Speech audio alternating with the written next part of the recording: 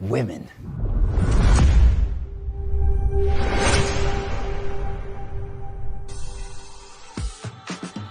So, if you catch the drift, then you're onto something. We will provide you with the right insights into most of your curiosities, right here within this beautiful cocktail we call the Black Table.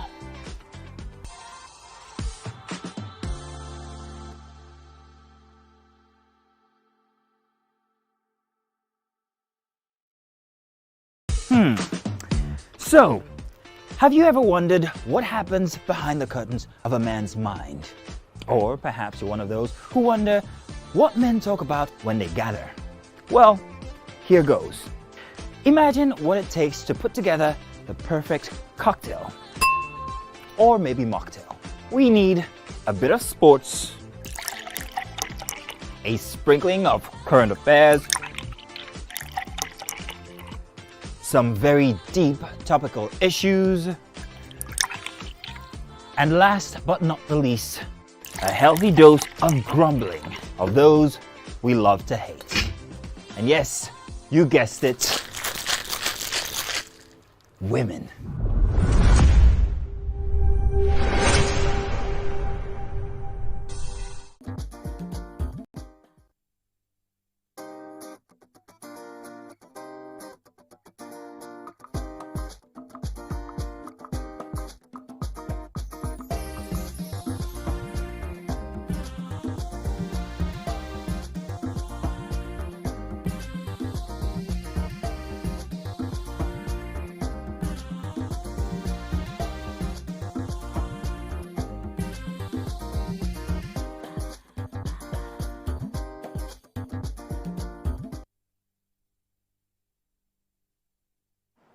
Thank God it's Friday. Welcome to the show. I am Murayo Afolabi Brown. As always, I have the ladies with me. Alaja Nemo Akashat. Zibiri, how are you doing today? Fine and grateful to God.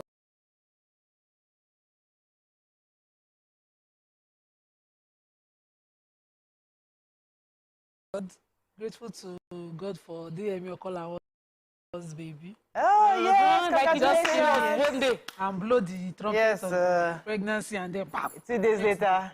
Next day, The wife don't born. Yeah. But now she's officially a mama boys. I'm telling Very you. unlikely. Welcome to the club. He said she wants to try again to have Yes, yes. our group talk. Good. Congratulations, DMU and you. Congratulations. You saw the videos of her Yeah. baby. Fantastic. How you doing? I love your pink all the way. Thank you. We're in the feminine energy. I can see that. Means I'm trying to be all feminine energy, Jare. This was Hi. royalty. I didn't even know Yes. that. Probably soft as well for royalty, yeah. This dress one of those. Yes. We are I'm here. good. I'm good. I'm looking forward to Topwest event tomorrow, but I'll let her handle that. So usually Saturdays I take my kids swimming. That's Yeah. our family time. So I'll see how I can squeeze it into today so that we do that this evening. By tomorrow, I can go for the event and be rest assured that the kids There's will no be issue. angry that I missed our appointment, and then also see how I can get my husband to spend time with them tomorrow. I don't know his schedule yet. So it's just going to be a weekend of learning. I'm looking forward Yeah. to the event and Yeah. how to save and invest more of my money. Yeah. How you doing, Topwe? Tomorrow is the big day. Yes, it is. This morning I just woke up and I was dancing. There's a song by Peterson, Victory Dance. Now God they fight and I made a win, and I was just dancing and excited and happy. It's just one more night to the conference. We've done all that we can, and we trust God to do the rest. And really, my prayer is that for everybody that comes, they take away something that will change their financial game. That the knowledge they need, that it will be unique to everybody. So this one, and I already fired voice notes to everybody. I can fire voice notes to, but I'm really excited. And you can still register. Just If you don't register, can you just show up and you can register at the venue? So that makes things easier. Because I'm meaning Nigerians, They just like they to wait come. till the last minute. The last minute, they just show up. But We will there just should be have a to allow that registration. because we Yeah. actually have, there's overflow. The room can take 1,500. So far, we already have like 1,000 people that confirmed that they are coming physically. So we can actually still take more. You rather than that register ahead. I'll love the register, but it's It's the venue is in Maryland. You can come in and register at the place. It helps us to plan. I know people are planning for because we had to buy water. I just didn't feel like it was right for even if we're not providing food. It's a free conference, and we are still giving you water. So show up. But there'll be something to buy. There'll be food vendors to provide food, but we are giving free bottle of water to anybody that attends. Fantastic. Well done. Well done. Congratulations. Well done. So, how are you doing? What's the plan for the weekend? Our weekend has started, though. We just dragged her back from the weekend. Yes, my weekend I was on my bed and I got a call and so I just had to fly over here. So, cool. So tomorrow, definitely, I'm coming for the conference. My kids have a birthday party tomorrow. The parents of the kids, they really wanted me to be there. I'm like...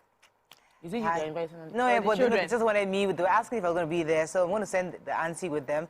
Then I'll see how I can be at the they wanted to be there. Yeah, so I'll just be there. But I'd love to also share because it's a really cool place. You know, it's a really cool place. I'd love to go there. But let's go on a short break now. We'll come back. We'll look at the front pages of the papers. Stay with us. We'll be right back.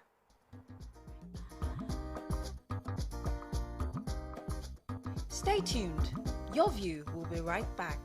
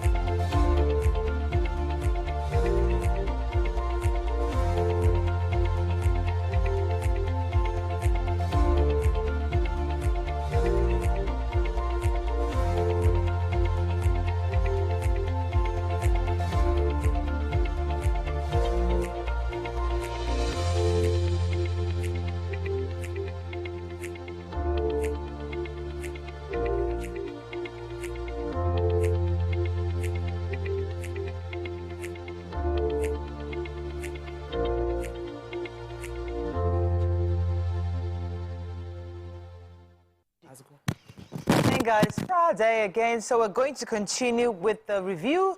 Tinubu governors agree on state police war on food crisis. No quick fix for spiraling inflation, says experts. Banks induce customers to convert dollar to account, convert dollar in account to naira. NANS tackles ASU on student loan scheme. CBN asks banks to withhold IOC's export proceeds for 90 days. Edo expect credible APC candidate from tomorrow's shadow poll, says Uzodimma.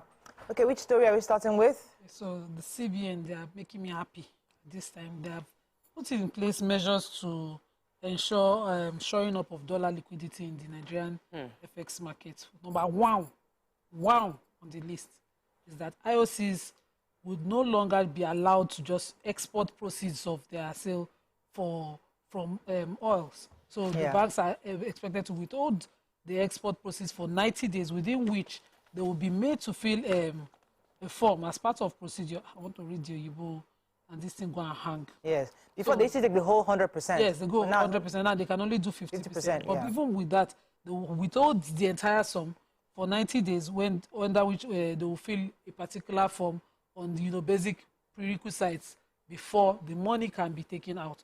Within this period of time, of course, we have some power to use the money within that time. And also, they have been directed that the payment of personal and basic travel allowances by banks should only be done electronically via electronic channels and no longer with cash. So a lot of improvements and measures that they are putting in place. This administration, let's not lie, they have really done a lot of things to just, bring policy. Amazing policies. But you see, Nigerians, some people have thrived on the corruption over the years, and they would hate to see these policies just change their winning. So they will fight it. And what we are seeing, the level of cost of pricing and high cost of living, Nigerians will give up this your foreign taste. Let's, compliment their efforts and let this economy improve. We can't continue. That policy actually is not the most, you can smile at it, but it won't be good for us because we are looking for FDIs. People should come and invest here. You're not telling them they cannot collect their money when they want to collect it because of the economic. In fact, it's such a good policy, they should extend it to networks. There are different ways those foreign networks. But there are different ways of investing. You can actually come and there are different ways of investing, but in a related story, it said concerted policies on Forex, power and transportation will tame inflation and engender a stable economy. Experts say the National Bureau of Statistics yesterday released its latest inflation figure showing that inflation rate rose by 98 basis points from 28.92% last December. According to them, there are no quick fixes. The spiraling inflation may take more time to abate, which is what relates to what you're saying, that times will continue to be hard for more time. However, they believe that these policies would actually eventually help to stabilize our Forex market. The key agreements, including a reinforcement of security forces and consideration for establishment of state police, collaborative actions to improve food production and others will eventually help in ensuring that we stabilize cost of food and Forex supplying. There's also another... doesn't mean we should be at their mercy. Other countries do this and they still run their businesses there. Yeah, so still in line with our policies, banks now are inducing their customers to sell the foreign currencies domiciled in their branches. It's okay. Yes, and they're saying they have developed platforms to sensitize customers on how the dollar deposits in their domiciliary accounts can be converted to Naira. They sent a note to customers. Some of the banks said the domiciliary account holders can change United States dollars in their account to Naira directly in their internet banking platform. So there's usually a standard regular transfer. An instant, it's going to be it can be instant. You just change it, and the service is available between 9 a.m. to 4 p.m. Mondays to Fridays, excluding public holidays. If you have customers are expected to log into the internet banking platform, go to the FX transaction portal and select their FX sales, and then it's converted. They pegged the rates at 1,450, which is not as high as the black market. Black market is about 1.15, yes, 1.510, yes. And they are saying that aside from the fact that the limit is just 50,000 that you can move at once in a day, they are saying it's not compulsory. They are just appealing. If you want to, you can change your money. But if you also do not want, it's okay to leave your money. You cannot withdraw the money. USD, yes, you cannot withdraw. You can't, even at that. We can transfer. Can transfer. So I don't know if they've changed the transfer modalities. But the idea is that they want to show up our current so if you want to travel now, I can't withdraw dollars. This for me is a good policy because what we realize is many Nigerians are saving their money in dollar, which is showing that you are trusting the dollar more than you are trusting your own currency, strengthening the currency. But some people, like I put dollar because I'm paying for my services, my ads on social media. Well, so you can transfer those payments. You don't have to withdraw the money. I need those payments to continue to go through to the international ad companies. But if you go and withdraw now, they don't have dollar to give you. They don't have pounds to give you. So why don't they sensitize us or incentivize? Give me black market rates. No, the Naira. I used to have people who would rather invest their money hot topic in treasury bills, but the percentages is so small, so they rather save their money in USD. I have a story. Sorry, the president had a meeting yesterday. In that meeting, the president, the vice president, the national security advisor, the inspector general of police, and the director general of the state security service, all the ministers, agriculture and information, and this was an emergency meeting. The topic of conversation is insecurity and war on food crisis. The challenges of the food crisis has become a major concern to the president. So this emergency meeting was to address it. And so they had the security heads as well as the ministers for food, so that, for agriculture, so that we can resolve the issue. They said there are lots of banditry and kidnapping is affecting food production as well as the security challenges affecting food production. The president believes that food can be produced locally, but if need be, is willing to okay importation of food so that we can resolve the food crisis that we have right now. They've also come strongly against the hoarding of food and those that are restricting free flow of food within the country. The president also said that the governors have agreed with presidents. They've agreed on state policing. They said the modalities will be worked on. I know we've been on this matter of state policing for too long for us to still be working out modalities. We need to shore up our security so that farmers can go to the markets and food can begin to flow. We have too much arable land for us to be importing food. It's a major hot topic for us because, you know, there are a lot of young people out there, youth that are unemployed. It's sometimes for us to now use them as for police officers within the state and even regionally. So we have the manpower for state police. It's just for its resources that remains. Now, let me just move on quickly now to the punch. OPS rejects food import, backs clamp down on hoarders. Naira trades 1,498 Naira to the dollar at official market. CBN tackles racketeers. Abductions. FG governors brainstorm on state police and forest guards. Wigwe, U.S. deepens probe as Senator Kolade visits family. Man in custody for allegedly killing neighbor over goat. Tanker operators threaten to stop petrol lifting on Monday. Okay, let's take one story. The human interest story. Yeah. So these two men, one Ajibola and one Akisoya, had a little argument over a goat. So according to the report, Akisoya had beaten Ajibola's goat to death. He had put dried yams to make a lubo in his compound to dry up, and the goats from one of those bred by Ajibola walked into his compound and ate some of it. He caught the goat, beat it to death, and he was confronted by the owner for doing that. And then that led to an argument. He called some thugs up to beat the owner as well. And then while beating the owner, they poured alcohol into his hair. They beat him. He became unconscious. He was rushed to the hospital, referred to the general hospital, and he later died. And the police have arrested Akisoya, and the 3 accomplices are nowhere to be found. But this is such an annoying one. This person has from the goat killing and human being death. He kill goats, he still kill human being. All right, let's go on a short break. When we come back, we continue with our review. Stay with us. We'll be right back.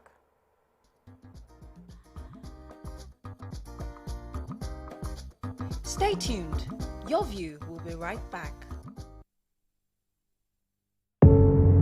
Doubt and fear doesn't occur at the canvas, it shows in the canvas. It shows the conation of raw earthen material slabbed, stroked and molded at a pace provided by the doubt and fear. Every move way in the struggle of one to the other, merging the past to the present, brushstrokes of colors seen but not known. For when the wailing stops, the pieces settle down in abject beauty erected for a century of a century. Speaking, advocating, protesting as the arts are meant to be.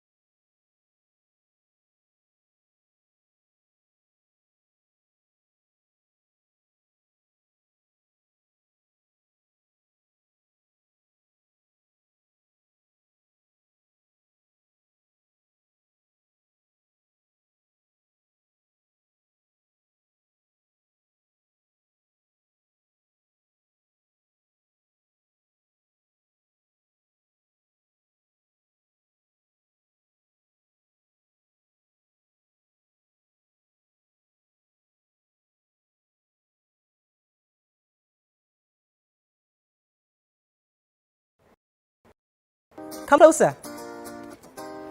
A little bit more. Perfect. I have exciting news for you. You asked for it and you got it. Your favorite breakfast show, Your View, will be going to 2 hours. We're going to have in-depth analysis of the newspaper review and more conversations on the hot topics. The ladies of Your View and I will be stirring up our guests to get in-depth into all the various topics, and you, our viewers, will have the opportunity to call in and share your views. After all, it's your view. Join us on Your View, 9 a.m. to 11 a.m. for a fantastic conversation. Don't miss it.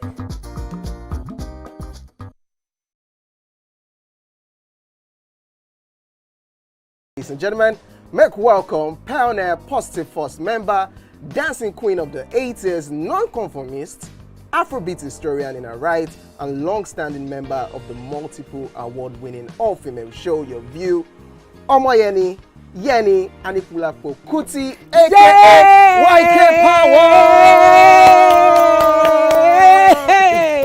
Ginger! Take it. Today we'll go here. Hey, I didn't read you. Are you sure? Ha. I'm not here to answer questions, I'm here to drink. We're in trouble today. What's your age? I was close now.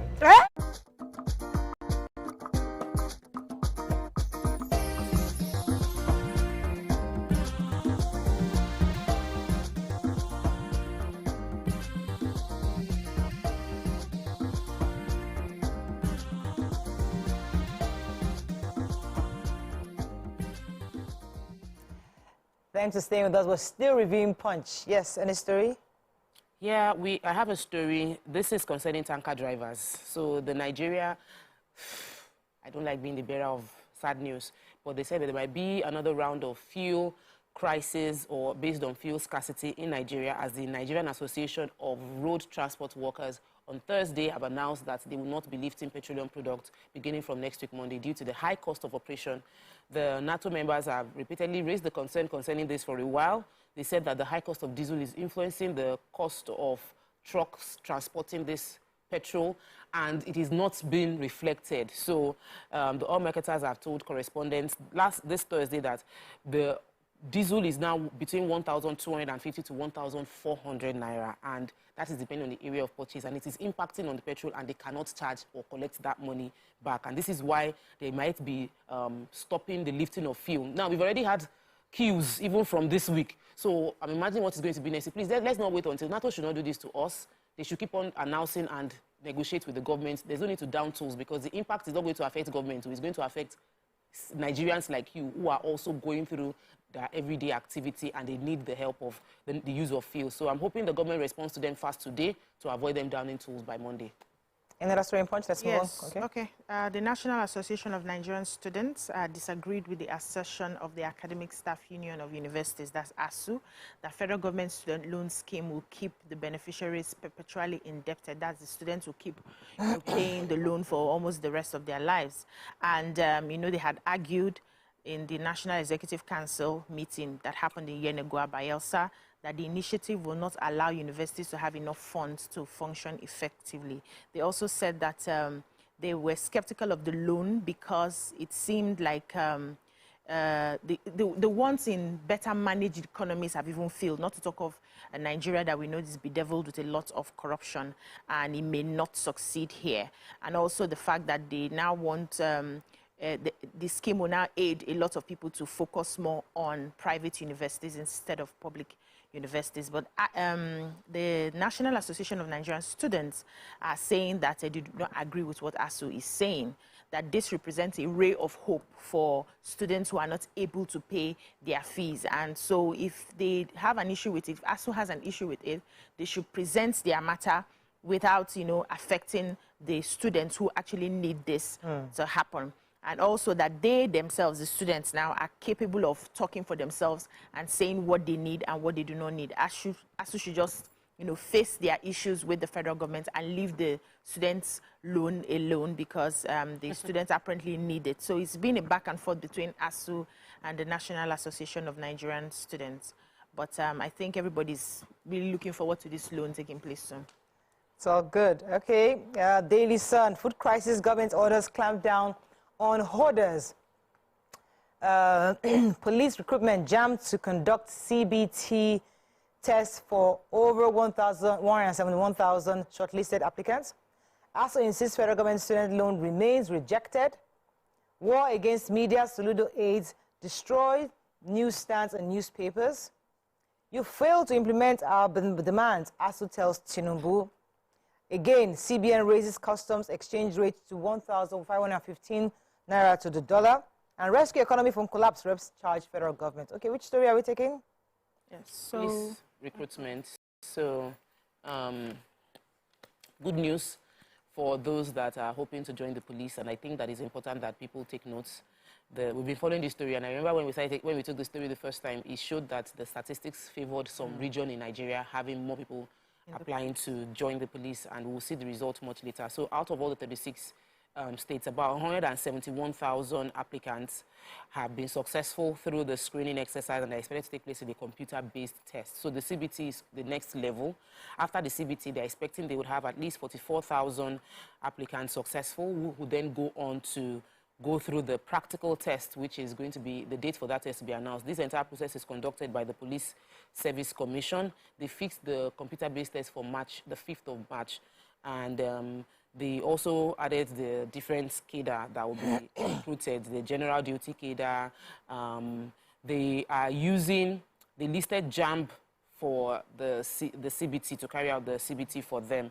Kaduna, of course, has the highest number of candidates, followed by Bauchi, Benue, Katsina, while Anambra has the least number of candidates for the aptitude test. Lagos 500, Ebonyi 600. The southern states need to, this is already, you've already passed this one, Sha, but let's just do better so that we can secure ourselves, because with this number of applicants applying from the southern parts, you are most likely going to be policed by... I don't want to believe, you know, we've always taken this thing that, you know, that applicants apply more in the north and they don't do as much in the south. I don't want to believe that the platform for application was as open as that. For the south, because I had a feedback on the army application from Edo State, and it didn't look that open.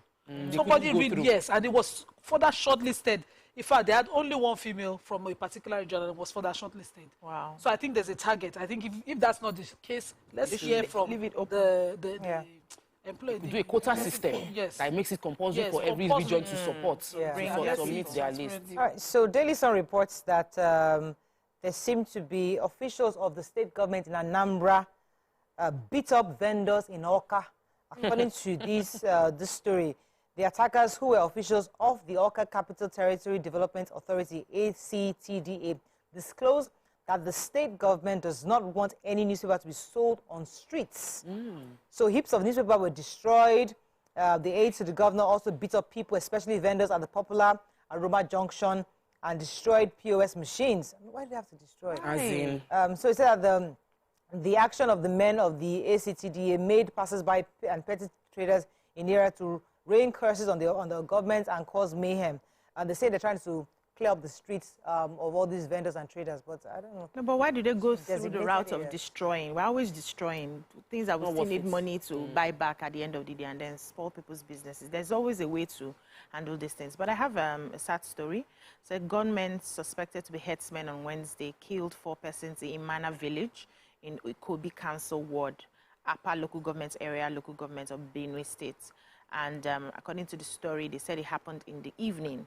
A community leader from Ikobi, Mr. Atule Amodu, was the one who spoke to newsmen in Makodi and said 4 persons were killed while 1 person was seriously injured. And he said it happened at about 5:30 p.m. On Wednesday. They had armed headsmen who launched an attack in Imana village in Ikobi Council Ward. They killed 4 persons, injured 1 person. And they said initially when they came to attack, they were able to get soldiers to repel them. But then after the soldiers drove them away, they came back again. And how they operate is they come, you know, carrying their cattle, and then as they are moving through village to village, they are dropping their warriors who are going in towards to kill the people. And that area is surrounded by mountains, so it was easy for them to just attack them and kill them like that. So if you come into that area, a lot of women do not even have food to eat. They are begging food because there's a lot of havoc that these people have caused them. But the chairman of the Upper Development Association confirmed the attack, you know, talked about the bodies that had been killed and they had recovered. But the police public relations officer had said that she has not been briefed about the incident yet. Okay, Vanguard, our last paper for this morning. Security Tinubu governors agree on state police. Climate Change NNPC Limited and Total Energies joint venture achieves zero gas flare. Sultan Obimon Asagba. CBN bars immediate repatriation of all IOC's forex earnings. Edo Guba, your decision not final. Ganduje tells Uzodima's primary election committee. 3.5 billion naira scandal. Peter Obi 6 probe of LP campaign funds. And Nigeria's hungry due to Tinubu's shambolic economic policy, says Articles 8. Okay, which story? Do we have? I had the major headline. Go ahead. Oh, I did. So they said Oyo State shut 6 health facilities for quackery. So they said about 6 health facilities have been shut down Oyo State capital, by the state government over quackery, and the facilities were sealed. And according to the Commissioner for Information and Orientation, Prince Dotun Oyelade, he said that they had committed various offenses, including recruitment of unqualified personnel to provide medical services and engage in illicit practices. So among the facilities sealed were the new Jobi Memorial Hospital, Omolara Clinic and Maternity Home, IPED Amazing Grace Medical Clinic, Emiloju Clinic and Maternity Center, Ugbere and Safeway Clinic, Baremu, and Emilagba Clinic and Maternity Center, Ibadan. So, speaking at the inspection and monitoring exercise within the Ibadan Metropolis, the State Anti-Quackery Task Force Committee Chairman, Dr. Adekunle Aremu, said the team had to carry out the operation as part of the government's effort to clean out the healthcare system so that we do not have a lot of people being attended to by quacks, and they will not be tolerating any form of quackery or substandard practice in the health sector. And this is likely to continue, from time to time as well. Okay, we have to wrap up, I think, final paper, which we can take. The Nigerian Tribune says UK economy falls into recession. Rising food prices push inflation rate to 29%. And that's all we can take on today's papers. Let's go on a short break. When we come back, move on to the next segment. Stay with us. We'll be right back.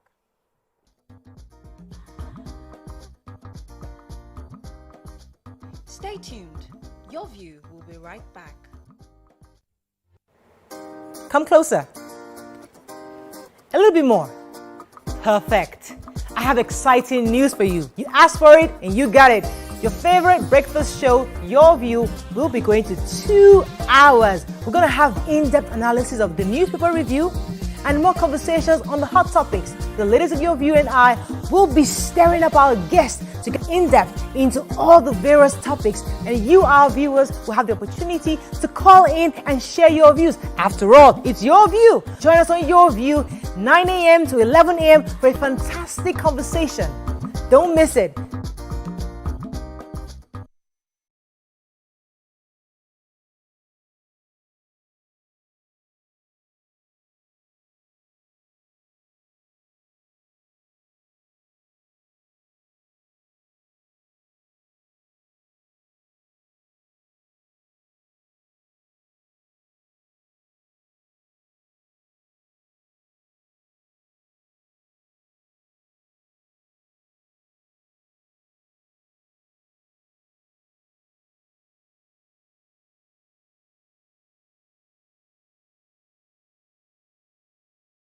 Ladies and gentlemen, make welcome the one who can make time stand still forever, Mr.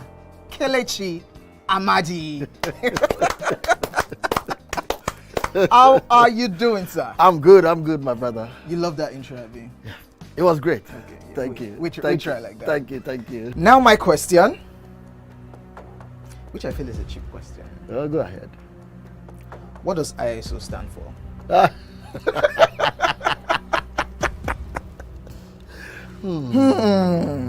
That is it.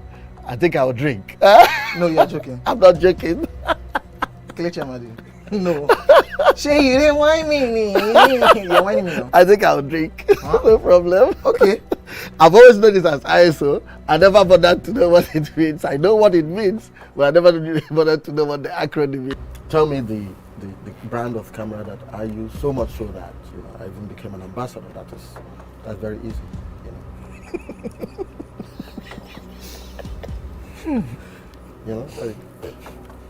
It's out there. It's supposed to be, yeah. I just said, let me give you this one as a token of my appreciation. Sony. Drink! I'm not done. You did not say final answer. It's final answer. You did not ask me if that was my final You answer. don't have any choice again. It's only Nikon. how many cameras do they have? My Nikon. friend to drink. I gave you a very easy something. Nikon now.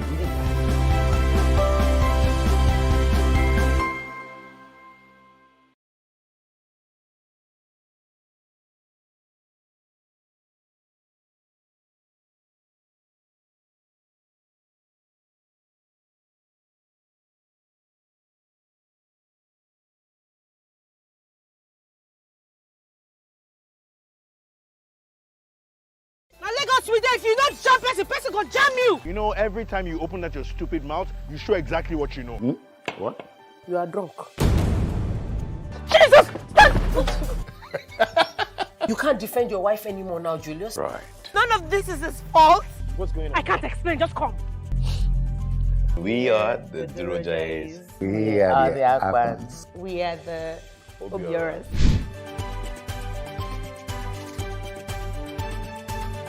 So how are you two doing? Who cares? She's a rude girl. You are a stupid man. Oh, Miss Lila, you are a stupid woman. I mistakenly carried her bra. Mistakenly. You took my bra. What gives you the right? He said he can't face you. This is interesting. What? I thought all we were doing was for your own good. Which is to get married.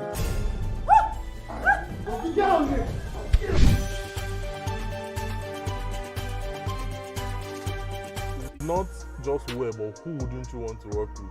Yes, that's on that angle. So Laifa had a very, very interesting... You wouldn't want to work with who?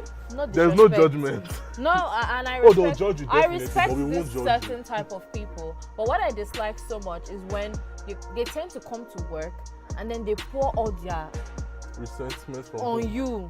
Is it me that offended you? I'm not the one. I have no business. My mom just come and work with you, pay me at the end of the month, and let me go back to my house in peace and sleep. But when it comes to like divorced people.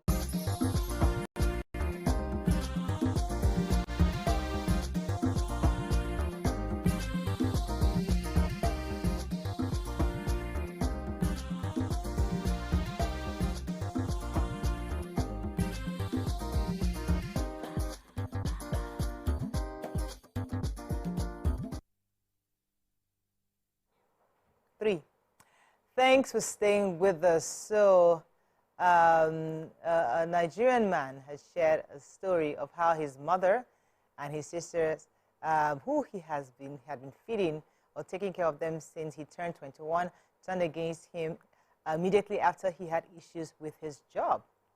According to him, it was a case of fraud at his place of work, and he was placed on suspension for 2 weeks. He said he returned home to live in the house he built for his family, but his once loving mother and sisters began to treat him differently when they appeared he couldn't fend for himself. Now, the reason why we're taking this story is because we've heard stories like this quite a bit, of where people seem to feel that the love they get from their loved ones or their siblings is mainly because of the kind of money they're making or the revenue they're bringing or the facilities they've been able to create for their family or the comfort they've been able to provide for their family. That's the only reason why many of their loved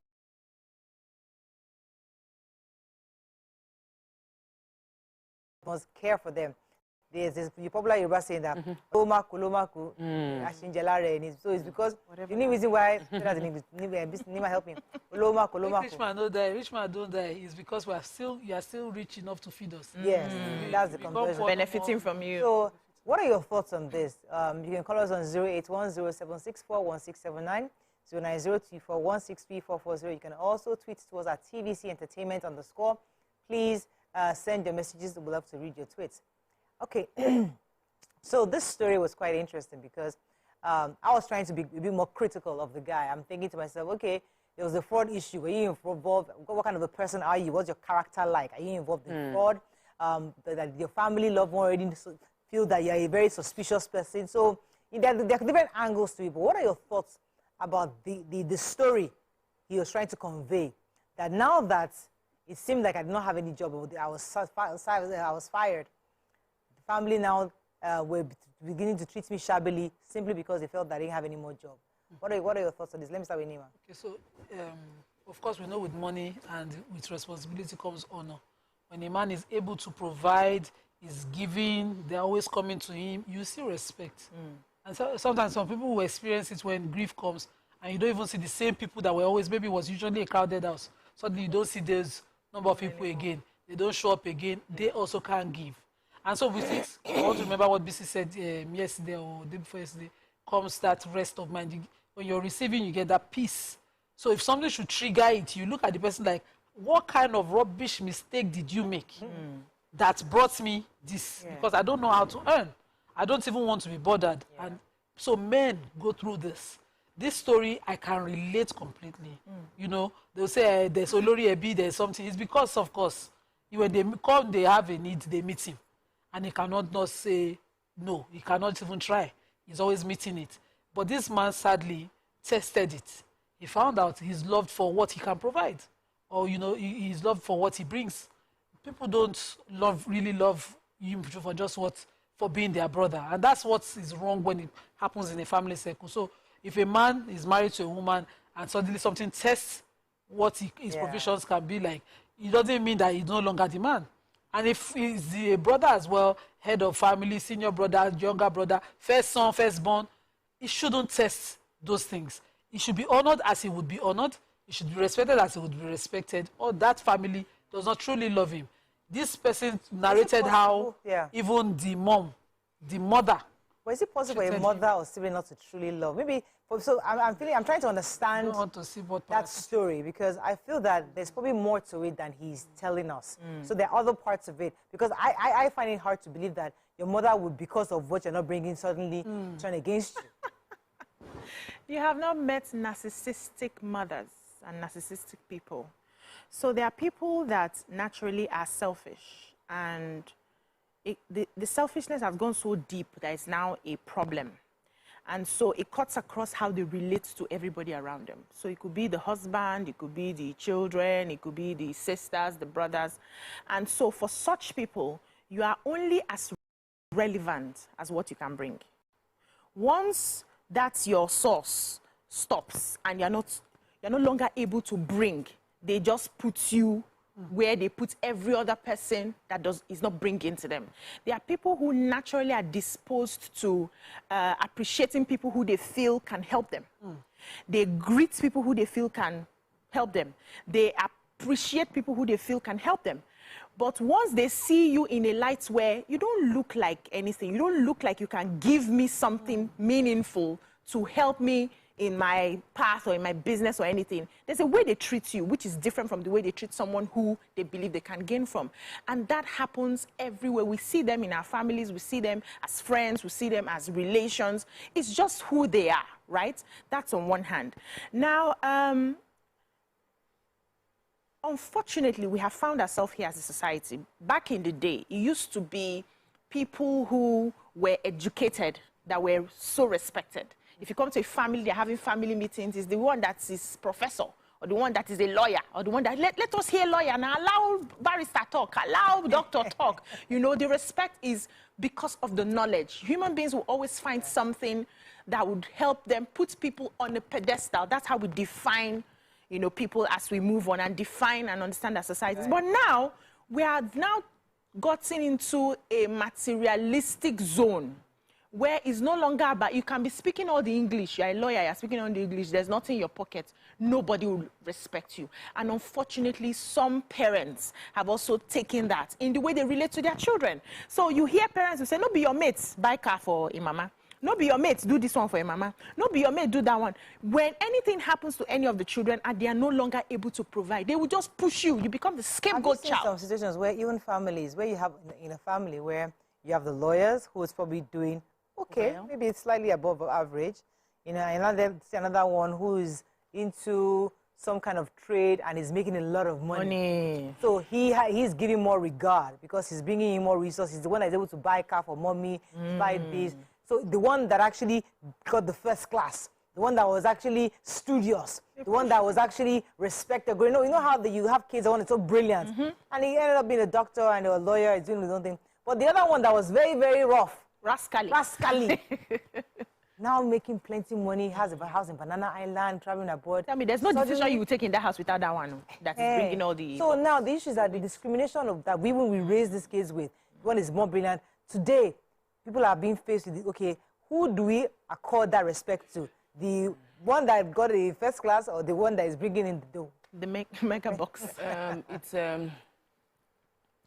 It's a lack of values that has played out in plenty other areas. It's about the lack of values that we are seeing the results. when you value money more than everything. This is the result you will get in Nigeria now. When you value money, that a corrupt person would, as long as Kishati Lowo is the song, then we'll see the results, which is what we're saying, that we are doing everything at all costs to make money, where people are not accorded respect based on who they are, but about what they give. That's where we are. So I hear the guy, I hear a victim mentality, someone that is just wanting to complain, but I also hear someone that is bitter, that I have made so much sacrifices. I've compromised on my value because, yeah, he lost his job because of something shady. So somebody compromised, because I compromised on my value to provide for my family. And now that compromise is costing me. Like many politicians, by the grace of God, that are stealing Nigerian money that will end up in prison, that will be abandoned there. Because we are in this problem because many people have decided that Nigeria is the cake they would cut and eat. And when they get the punishment, they should be abandoned. They should know they will be abandoned. Don't say that I made all these sacrifices, I stole this money, I did everything so I can take care of my family members, the next generation, and now life has happened, EFCC has caught me, and I'm left alone. So that's the situation we are in now. This guy said, I did everything to provide for my family members, I took care of them, and quote and unquote, I am now caught, I've lost my job based on whatever it is, and I'm left alone. You'll be left alone if there's anything. You don't have the details. There are different categories. I'm just using examples. Let me land. Right. Number one, he doesn't have family that care about him. He has family that used him. Yeah. Number two, he obviously isn't taking responsibility. He's feeling bad, which is entitled to feel bad that these family members abandoned me. But you move on because it's a Yoruba proverb that people help you to lick your hand that has oil. They will not lick the hand that has blood. Dry, yeah. So when there is something, they would surround you. When money day, everybody is your friend. So those are the things that are playing out. And it is a norm in our society. People are your friends when you have things are good. Love makes friendship sweeter. It makes love sweeter. There's something you raised I didn't want to forget. Let's go on a short break. When we come back, we'll hop on that. Stay with us. We'll be right back.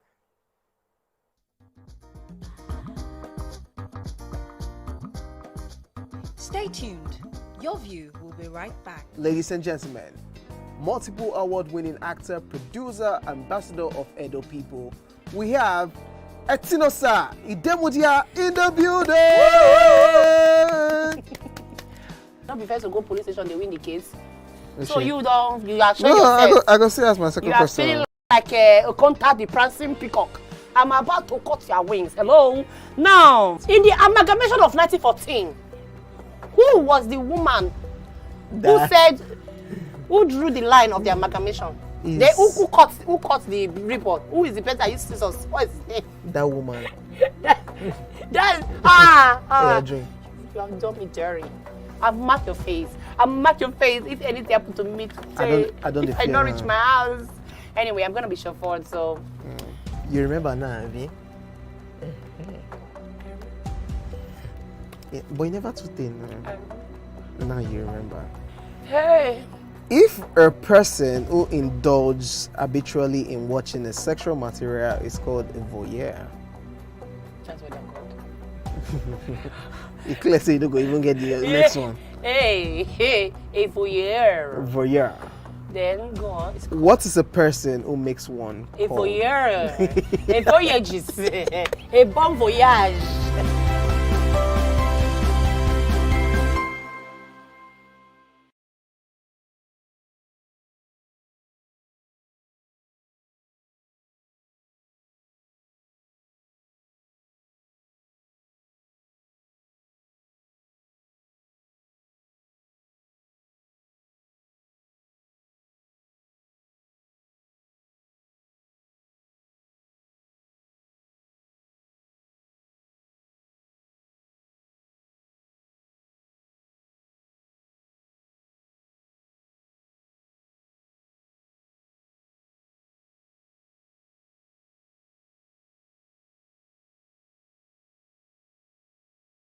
Ladies and gentlemen, make welcome the grand comedian of the Federal Republic of Nigeria, Gbenga Adeyinka the First.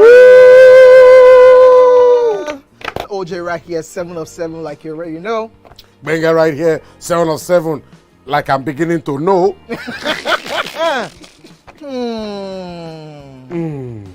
It's now time for the question. You don't scare me one bit. Bata bata, I go drink. So. Okay.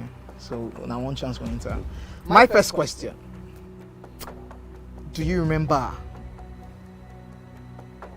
the names of the winners of that edition of StarQuest?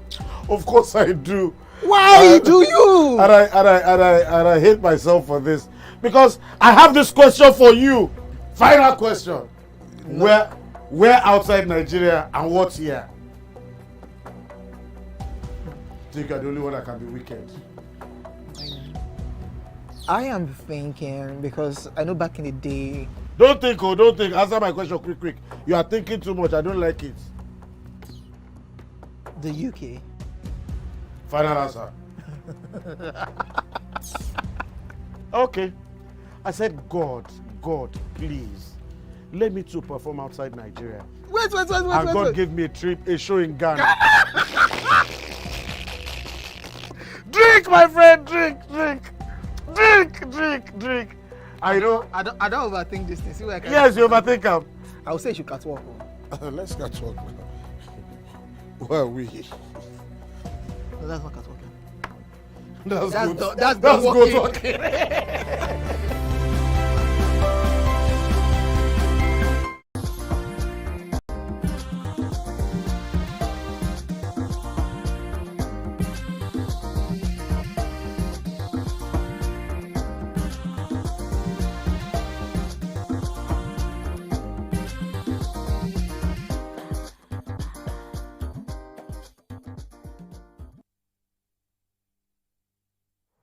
Thanks for staying with us. So we're still discussing this issue of people being loved because of the kind of resources or monetary value they provide for their families. And Tokwe took us into politicians. I didn't want to enter politicians' net because the truth is that we see a lot of, not just politicians, let's just say wealthy Nigerians.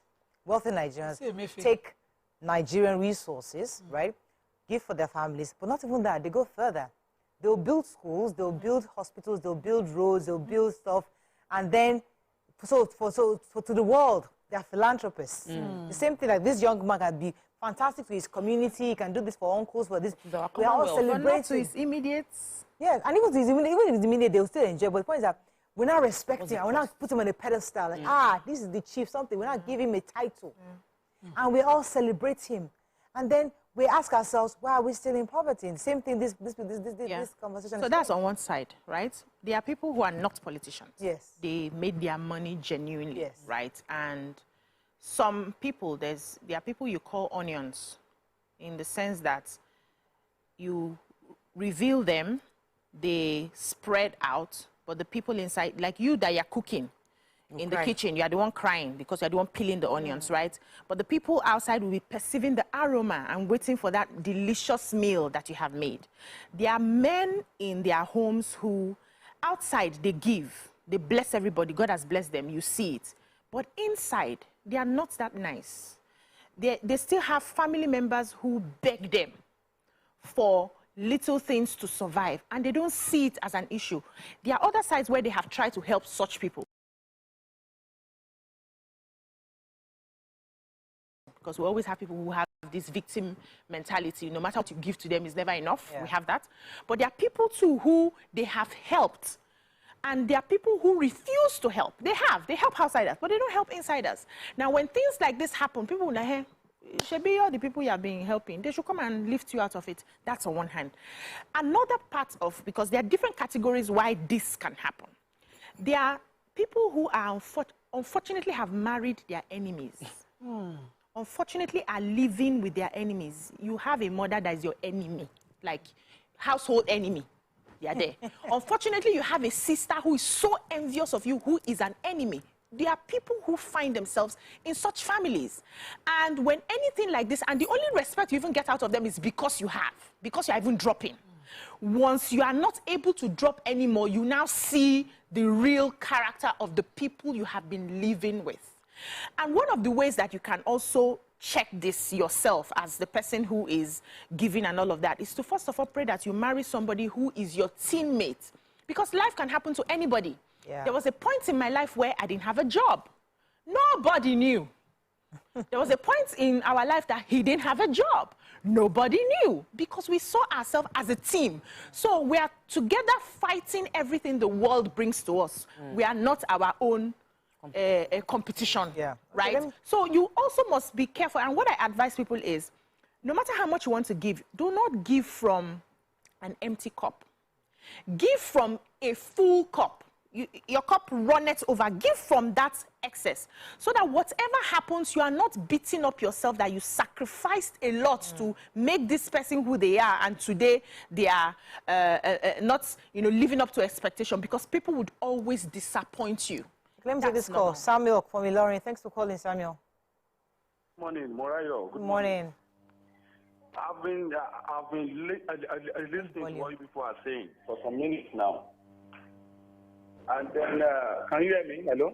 Maybe they can hear you upstairs. We can't hear you here. Can you hear me now? Oh, now Hello? I can hear you. Thank you very much. Okay, yes. Good morning. Morning. Good morning. You see the problem you guys are talking about there is a societal thing. Can you hear me? Yes. Yes, we can. In this current economy, where a bag of rice is almost 100,000, who is the parent going to appreciate more? Is it going to be a child who is a doctor and who wants a token at the end of the month? Or a child who lives in Banana Island? The society is in a big mess. The value system of this country has been destroyed already. Parents can no longer afford to feed themselves, not to talk of their children. If there's no way the society will not worship money, it's not possible. It is technically impossible for this society not to worship money. Because when you have this money, you have almost everything. Look at Nigeria now. Look at the religious center. Look at the churches. Look at the mosque. If you don't have money in these places, they won't respect you. Thank you very much. That's an important point someone just made. It is very sad, the way BC puts it. And it's not generally true in most families, but you see those exceptional ones once in a while. Yeah. But I want to believe that, yes, even though some mothers find it impossible to love their children equally, it is for lack of values. Completely, that a family would not understand the need indeed principle. When a person has enough and thinks of you and puts you first, provides your house, puts everybody on a salary, takes care of you, and then even if that person is still indeed out of need, is rich, he doesn't need you, it is value, it is principle and respect for you to think in your small way what you can do to give back. If family members were wired this way, there will be respect. And there's no time it will change. There are always ups and downs in life. There will be a downtime for one person. There will be an uptime for one person. It is always better to always think, how can I also give? You will have one person whose hand will be higher no matter what in family. Growing up, I remember they would bring one pickup. They used to call it pickup from the village to just pack at Ojo Elegba like this. My father would start offloading. And then he'll put it in one 504 car and drive all the akokias that were my grandfather's relative. They'll be dropping yam, corn, because he's harvesting in the village. There's nothing that was fresh from the farm I didn't eat as a child. Even this native mango, everything, the likiliki came in bags. It came in bags. My grandfather didn't go to school. He sent his younger brothers to school. They were doing well in Lagos. So anytime he harvests, that's what I have. I will give my brothers. They don't have to ask. We add strong yams, fresh from the farm. So, but those his brothers, maybe, I don't know, because they're all dead now, would take maybe whatever they have and give him as well. Yeah. He looked, that's how families run. But so when one person is down, you carry the other person. I get that. But I would like us to unpack this guy's story on one side, because I think we've really exhausted a bit of it. But go to what Samuel just said. Today's society, our economy today. The lack of value. I know, we'll come back to the value issue. Today, you have two children.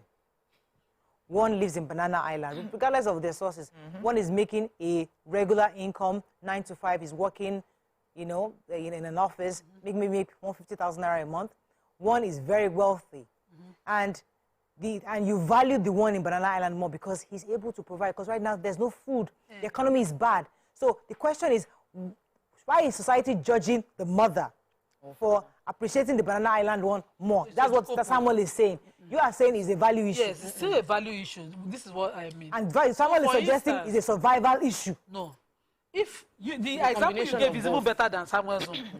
Samuel gave two extreme. One you don't have rara, and one is living in Banana Island, he has. Of course, Mama will be going to who is taking care of her needs. But if you have two children, and what are your basic needs? The older you get, the more wiser you have about this tono. What exactly do you want to achieve with the loudness, the wealth, the glamour, the extreme, extravagance? What do you need? If one child remembers you, in fact, it is important to value the child who can sit with you when you grow older, the one who keeps your companionship in old age, than the one who sends money. Because money, you can always send. But do you buy that conversation? Do you buy time? When they grow older, I have an old person now. I know that what they need more is to see me and have conversations. Let me take this call from Damola. Come to you, Togwe. Damola from Niger State. Thanks for calling. You're live. Oh, sorry, I lost that call. Who was going to jump in? Yeah. Okay, go ahead. So I feel that there are a few things that we are sort of glossing over. Of course, I started by saying that it's a value system thing. So we know that it's a value. We have, as a country, our values are, we don't have defined values that we used to have. Our culture doesn't push it anymore. Our culture now is changing into prioritizing the person that is taking care of you financially. But until we become grateful for the intangibles, we won't see much of it. Everything you're saying came from intangibles. Everybody that has achieved something first had to look within themselves to achieve it. So I believe that the intangibles are the basis. Be grateful for the people that are not giving you money, but they're giving you their time, they're praying for you, they're counseling you, they're consoling you, as much as you're grateful for the person that is giving you money. Because at the end of the day, yes, money will give you comfort, but it doesn't solve your problem entirely. If you understand how the money comes, like where the money, I'm talking about money tomorrow, if you understand where your money comes from, even when the channels close, because you know the source, you can always regenerate. So that's why I am not going to be stuck on the channel that is bringing in money today. If God is using one child to bring in money for me today, I know that I'm not stuck on that channel. If that child does not become my source, because I know my source is God, I have added value, I have sown, I would always reap. I might not reap from where I sow, but I will reap what I have sown. So this man's story, he knows he has sown with the purest of intention. If he doesn't reap the gratitude from where he has sown, he would always have people that will be grateful to him and will support him in other ways. Now, to the story of Morayo and the parent that is favoring somebody, that parent is shallow. That parent is glutton. You are led by your stomach. You're not led by your values. You must love all your children regardless of what they can do for you, regardless of who they are to you, self. Because your parental love should be unconditional. It's not about what you are giving me. It's about who you are. I love you for the substance you carry. And I'll always project that on you. Because the expectation I place on you is what I will get. So when you see somebody that does not have money, as in a parent doesn't have, and we've seen it. I've seen examples of, you will see parents that will tell you that the person that is taking care of me is the one that I'm talking to. You will disrespect the older sibling because of the younger one is the one paying you. You are changing the game. And it will not work. Ibrahim from Satellite Town, thanks for calling. Yeah, good morning. Good morning. Good morning. First of all, I would like to congratulate Okolawo. Yes, engineering together in school. Wow. I hope you remember Ibrahim. Coming to today's topic, actually the society is not helping, the economy is not helping. So that's on one side. On what Madam Nima said, that we as family, maybe you have been collected from your uncle. I do say it. I think from day one you've been collected from your uncle, and you have never used one day to say, let me give my uncle this. Right from you were young till you graduated, you are working, you have never think of, what would I give my uncle? What would I give those who have been giving me? Nigerians some of us are that selfish. And keep depending on this one till we die. So we should learn to give back. For those who don't have, mothers will not discriminate. Because hands are not equal. So you must always think somebody will be wealthier than another person. So that you can't, there's nothing you can do about that. But how will you relate so that somebody will not feel bad? Yeah. And don't come to our traditional rulers. They give, titles to only those who have money. No matter what you are doing, some people are doing gambling and they will be giving them titles. And we have professors who don't have much. They don't give them traditional titles. Yeah. Thank you very much, Ibrahim. You're going to jump in. Yes. So I personally do not believe it's because of poverty. Because there are poor people who have value, who understand what life is more about. Life is not based off of the material things that you have. And that's where a lot of us miss it.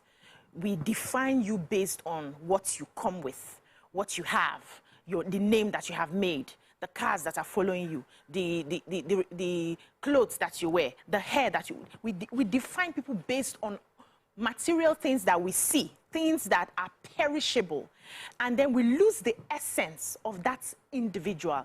And even if the world defines you like that, yes, it is not the job of your parents to define you like that. A parent is supposed to find that intrinsic value every child carries and understand that these children are not equal, they can never be equal, but they all have the value that they bring to me and the home and to the name of the family. And you nurture them in that regard. In a family, you may have one who is doing exceptionally well financially. There's one who has better emotional intelligence. There's one who you can call at any time.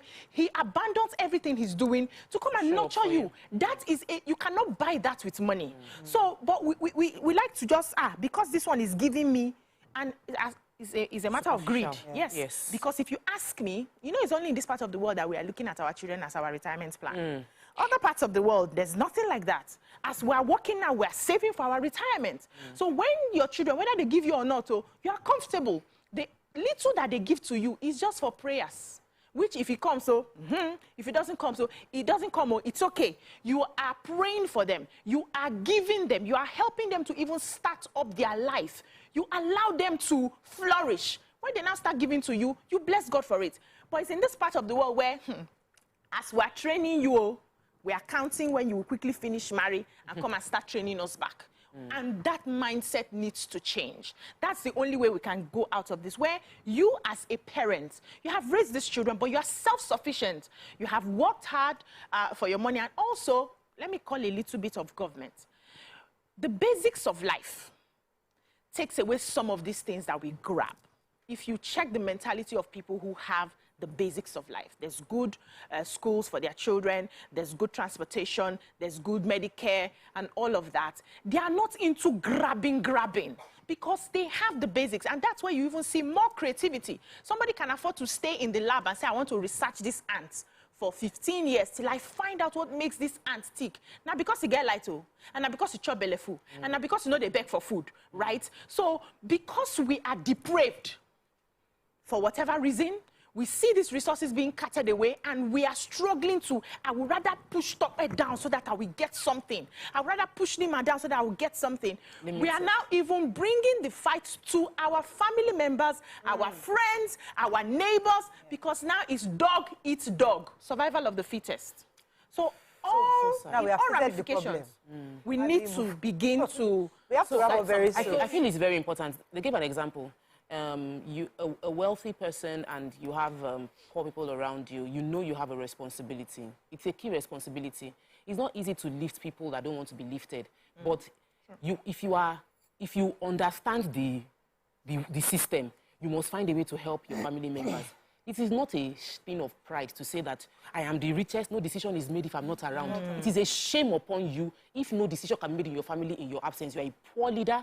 You are actually poor in your mind. If you think your money buys you so much relevance that you want to keep on shining as the biggest person, how you know you are a superstar is when you stand. All your siblings stand. They don't even know who has money or who has more money. Everybody is shining their light. There's a saying that I absolutely love, and since I've heard that saying, it has always guided me. Say that you're so poor, all you have is money. Yes. Like when somebody is just all you have, there's nothing. You're only bragging rights. You ain't got nothing.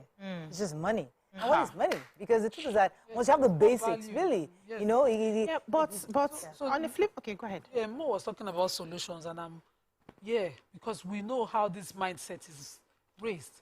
When you start to say to your child, you'd have gone to London. Is that my brother that refused to help me? Or your child is saying with a relative, all you do is, did they feed you? How many meats did they give you? You said, groom an entitled person.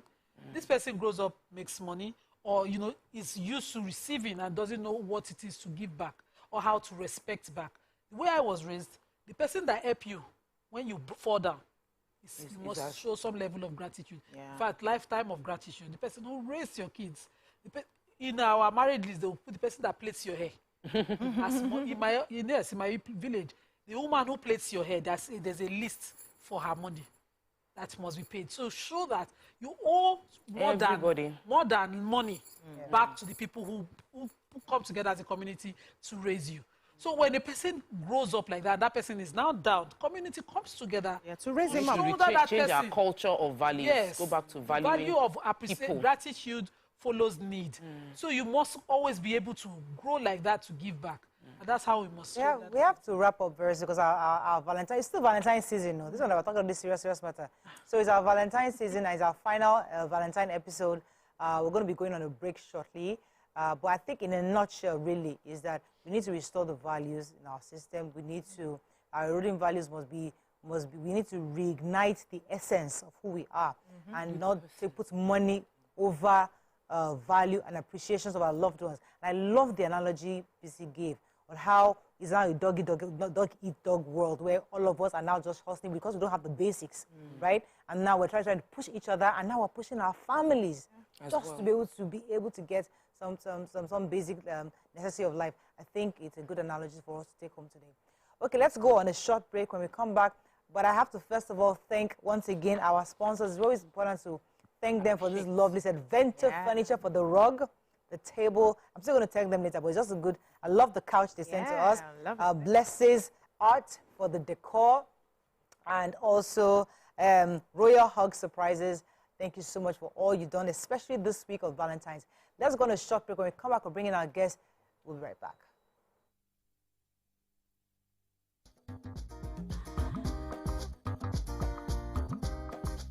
Stay tuned. Your view will be right back. Ladies and gentlemen, make welcome the one who can make time stand still forever, Mr. Kelechi Amadi.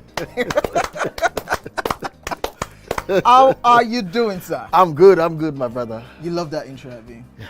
It was great. Okay, yeah, thank you. We try like that. Thank you. Now my question, which I feel is a cheap question. Oh, go ahead. What does ISO stand for? That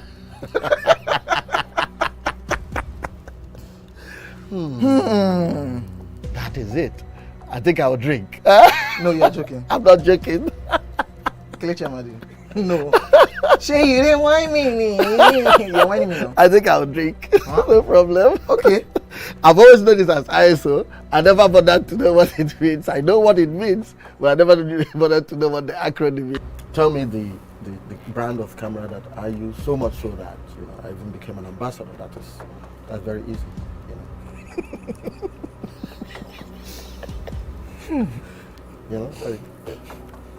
It's out there. It's supposed to be, yeah. I just said, let me give you this one as a token of my appreciation. Sony. Drink! I'm not done. You did not say final answer. Final answer. You did not ask me if that was my final answer. You don't have any choice again. It's only Nikon. How many cameras do they have? My Nikon. friend to drink. I gave you a very easy something. Nikon now. Now Lagos with if you not jump person go jam you. You know, not just where, but who wouldn't you want to work with? Yes, that's on that angle. So Leifa had a very, very interesting. You wouldn't want to work with who? There's no judgment. No, and I respect. They'll judge you definitely, respect but we won't this judge certain type of people. But what I dislike so much is when they tend to come to work and then they pour all their resentment on you. Is it me that offended you? I'm not the one. I have no business. Mom just come and work with you, pay me at the end of the month, and let me go back to my house in peace and sleep. But when it comes to like divorced people, I cannot work with a divorcee. I can't see myself doing that. If I find out, if you can hide it or not, but if I find out, when they're nice divorcees, I would just. What if they are nice? Okay, now it depends. If you are nice, cool. But if you are the type that you don't know how to keep your anger to yourself, you always pour it on somebody. Well, I'll not drop my resignation letter, no matter the amount you're paying me. So it's more passive-aggressive people. Yeah, I can't do it. I'm so sorry. Oh, definitely.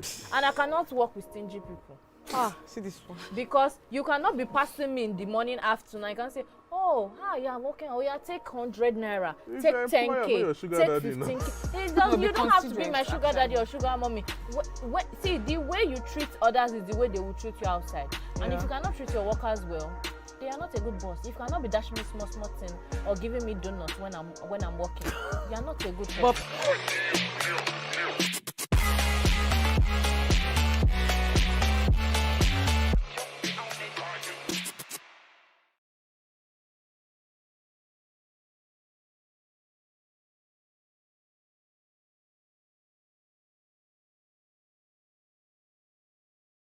Ladies and gentlemen, make welcome the grand comedian of the Federal Republic of Nigeria, Gbenga Adeyinka the First.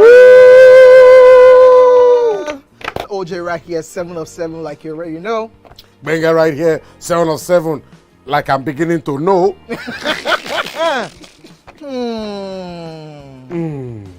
It's now time for the questions. You don't scare me one bit. Bata, I go drink. So. Okay. So now one chance for enter. My first question. Do you remember the names of the winners of that edition of StarQuest? Of course I do. Why do you? And I hate myself for this because I have this question for you. Final question. No. Where outside Nigeria and what year? I think you're the only one that can be wicked. I am thinking because I know back in the day. Don't think. Answer my question quick. You are thinking too much. I don't like it. The UK. Final answer. Okay. I said, God, please, let me to perform outside Nigeria. Wait. And God gave me a show in Ghana. Drink, my friend, drink. I don't overthink this thing. See where I can. Yes, you overthink them. I would say you should catwalk. Let's catwalk. Where are we? No, that's not catwalking. That's good talking.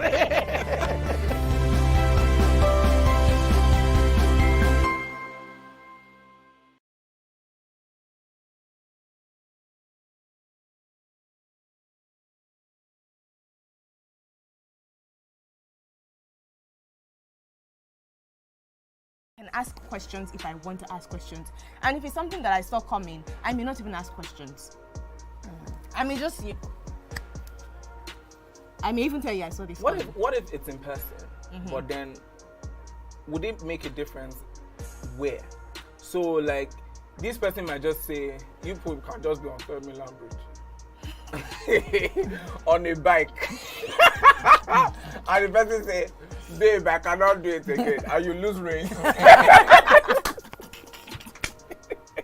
So, what would change the scenario? Like, does it matter where? Do you want to have like a fancy dinner, like the film you were mentioning? No, like finding your or do you want to be on the street? No, carry me go fancy dinner. Or you might just una dey run for treadmill. Or you not a joke. Don't tell you lose for your web. Now I don't turn attempted murder. So which would it be? Because I'm like, in person you have the closure that you want and the few injuries. Guys, that's one place. It could be inside the car. You can sit inside the car. Why car? Why not bike? Who will be driving? Why bike? Who will be driving at this point? The car will be point? stationary. Pray I'm not the one driving. Just be pray. Stationary. Because I go master. If you can't be telling me like me, I'm going to drive near water where you must consider.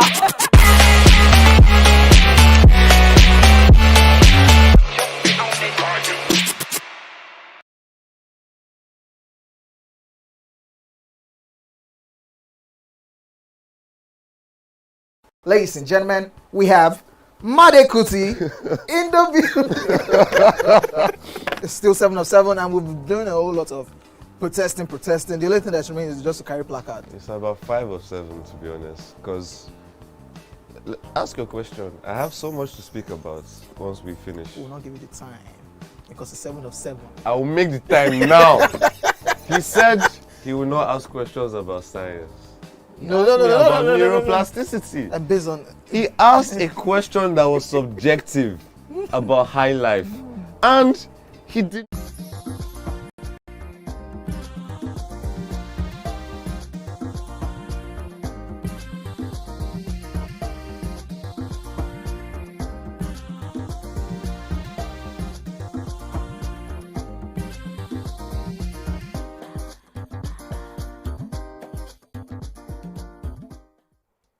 Thanks for staying with us. So join us right now, a Nigerian show business couple, entertainers, television personalities, and entrepreneurs, professionally known as 2TWO. Welcome with us, Tunde and Wunmi Obey in the building. Welcome. Good to have you both. So this whole week we've been celebrating Valentine's. Okay. And we've had couples on the set. Different people just come and share their stories of how they are maintaining the flame. I think I caught Shehu and his wife. Yes, and we had a few people also during the week. So just thought, you know what, let us, grand finale today, let's have somebody who is in the entertainment industry and also be there for years, and both of you are still a couple. Yeah. It's very difficult to find that, especially in your industry. And it was just important for us to just have a conversation with you. How you doing? You're fine. Great to have you guys back. Great to be with you. So let's talk about love. First of all, what did you guys do for Valentine's Day, Wednesday? Don't tell me you didn't do anything. No. Me outside? She's turning like, what happened? What is going on? Is that old school for you? See, Is it when you get to a certain age, it's not about the hustle. Wow. I know, right? So that's the reality of life. Yeah, and But I still got her a gift. You got a gift and you're still complaining. Well done, sir. You said we would Okay. we didn't go, and I'm not complaining, really. Okay. I'm not complaining. So, but you got a gift. Yeah, I got a gift for him. For him or from him? From him. Did you give him something? You received Valentine. You did not do Valentine. I thought I ain't bad past that. Better late than never. Anything can still happen. Anything can still happen. Of course, every day is Valentine's Day. Yes. So I loved the fact that we've actually had, this is our third couple, and the first, Shehu was of the opinion that we don't do Valentine, I give gifts anytime I want to give. The second, well, we do Valentine, and here we have a case of, see, life happens, and I think it's a very healthy balance, that life is lifing, and it doesn't mean that marriage is over. I think it depends on what stage your marriage is in. We've been together, this year is 36 years as friends, married for 26, so we've done a lot of Valentines. In fact, in the early days, we used to have an event every year, called Cupid's Ball. So yes, remember, we used to wear white. We've done it and done it and done it. But you are now it. Yeah. So let me ask the question in this way. Some people are watching you right now and they're wondering, 36 years, how? How? Like, how did you survive 36 years with the same person? Journey. Give us small tips, sir. Yes. Well, no one said it would be easy. No one, and it isn't. And it can never be for anyone. Because, two separate individuals with different tastes and different ambitions and all dreams and aspirations meet. And then you have to come together and synergize, so to speak. There will be clashes. There will be clashes, things that you would eventually tell yourself that, you would tell yourself along the way that, I didn't sign up for this. Like, what did I just get myself into? So you get to that stage and, at the end of the day, it's about, what does this person mean to me? Is he or she worth fighting for? So you can either give up and say, no, this is not my dream union, or you can tell yourself that it can't be perfect, but how can you, if you want it badly enough, what do? What are you willing to do to keep your union? Because easily it can fall apart like that. You know, so recently, a pastor, somebody was speaking and said, you know, it's more dangerous to marry women who are comfortably on their own, comfortably living on their own already. You know, they can't stand... Independent. They're independent women. They can't stand so many things in marriage. And you just said, how much do you want is enough to fight for it? And, you know, it balances that idea for me. Some people don't want it at all. You know, they just want the idea of being a missus. They don't know what it means to be married. How much would you say a person would want it? How are you ready to be married? How do you know you want to be in a marriage? Okay, like when I say how badly do you want it? How badly do you want to be with this particular person? If you marry for the wrong reasons, for instance, let's say you marry for money or because there's peer pressure, family pressure, societal pressure, and all of that, you'll probably end up going for someone, maybe the first person that asks you or something. You're not very picky because at that time you just want to be a missus at all costs. At the end of the day, you don't want it you don't want to stay married that badly because I don't even love the person anyway. But if this person compliments you well and you know that you're very compatible, this person makes you truly happy, you probably will fight for that union. So that is what I mean when I say how badly do you want it. I wanted to add something? Yeah. I think he wanted to add something. Well, later in marriage, it becomes more about, I don't know how to put it. You know, the butterflies start at the beginning and then all that lovey-dovey, then now it ends up becoming, this is my person. When you can tell yourself, look at your husband or your wife and say, this is my person, then you are good to go. You're good to go. Now, do you do anything deliberately to keep the fire burning? Because I understand that in marriage, especially marriage as long as yours now, at some point, butterfly would have disappeared. Some other things would have disappeared. There's a lot of sea finish. And sometimes you're just like brother and sister. Now, is there anything you deliberately do to just keep that fire of intimacy, passion, you know, keep it ignited and keep it running? Well, it's important to always make, at least for me, to make the other person feel wanted. You know, I still try to chase her around. I'm still always in her space. I run away, I come back, you know. But I think the most important thing when you get to a certain stage in your marriage is to give each other some space sometimes and allow each other to just be, you know, individuals. Because if you don't do that, if you're too much in somebody's space and choking the person, those are the things that make people want to go their separate ways. I was going to say a few questions in my head. I don't know which one to say to go with first. But were there deal breakers for you? It's 36 years. Were there things that, okay, if he does this or if she does this, I'm done. It's over.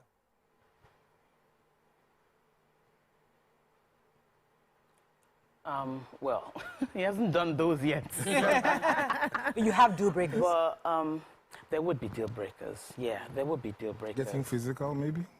That is a sure deal breaker.